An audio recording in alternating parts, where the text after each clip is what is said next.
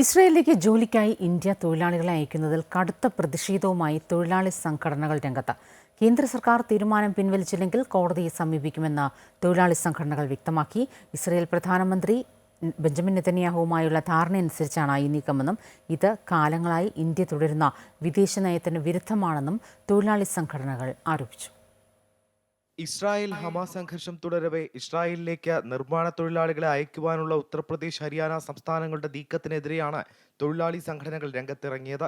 Palestine തൊഴിലാളികളെ പിരിച്ചുവിട്ട് പകരം ഇന്ത്യയിൽ നിന്നുള്ള തൊഴിലാളികളെ നിയോഗിക്കുവാനുള്ള ഇസ്രായേൽ പദ്ധതിയാണിതെന്ന് തൊഴിലാളി സംഘടനകൾ ചൂണ്ടിക്കാട്ടുന്നു.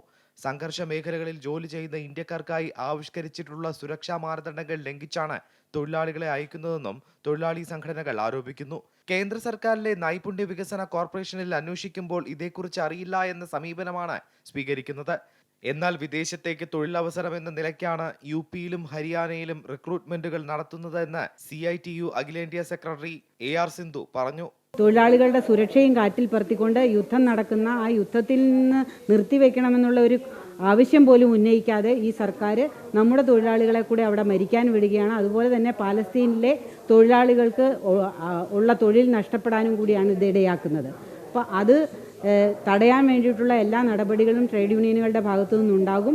തൊഴിലാളികളുടെ സുരക്ഷ ഉറപ്പാക്കണം. അർഹമായ വേതനം, ഇൻഷുറൻസ് ഉൾപ്പെടെയുള്ള കാര്യങ്ങളിൽ കേന്ദ്ര സർക്കാർ ഉത്തരവാദിത്വത്തോടെയുള്ള നടപടികൾ സ്വീകരിക്കാൻ തയ്യാറാകണമെന്നും തൊഴിലാളി സംഘടനകൾ ആവശ്യപ്പെടുന്നു. ഇന്ത്യൻ തൊഴിലാളികളെ കൂട്ടക്കുരുതിക്ക് വിട്ടുകൊടുക്കരുതെന്നാണ് തൊഴിലാളി സംഘടനകൾ ആവശ്യപ്പെടുന്നത്. അമൃത ന്യൂസ്, ന്യൂഡൽഹി.